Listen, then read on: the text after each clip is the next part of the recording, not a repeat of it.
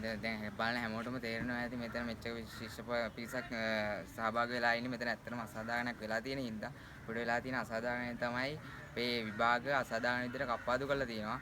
ඊට අමතරව මෙතන ඉන්න විශාල පිරිසකගේ පොඩි විෂන් කීපයක් විතරයි ලියන්න පුළුවන්. අනිත් විෂන් ටික අපලා තියෙනවා. ඊට අමතරව තව සුළු පිරිසකගේ කිසිම විෂයක් ලියන්න බැරි විදිහට ඔක්කොම විෂන් කප්පාදු කරලා තියෙනවා. සහභාගීත්වය ඇත්තා හෝ නැත්තා හෝ මෙතන වෙලා තියෙනවා යම්කිසි අසාධාරණයක්. ඊට අමතරව තෝරාගත් ශිෂ්‍යයන් පිරිසකට පමණක් මෙතන අපිට මේ ඒ කට්ටියගේ සහභාගීත්වය කොහොමද කියලා නොසලකා හැරලා දීලා තිබෙනවා මේ විභාග අයිතිය. ඊට අමතරව දැන් අපිට ඇත්තටම එහෙම විභාග මේ සහභාගීත්වයේ ප්‍රශ්නයක් තිබුණා නම් ඒක විසඳ ගන්න තිබුණා වෛද්‍ය වාර්තාවක් ඉදිරිපත් කළා. ඒත් අනිත් පීඨවල වගේ සතියකට කලින් අපේ පීඨේ ප්‍රදර්ශනය කළා නෑ මේ සහභාගීත්ව ලේඛනය.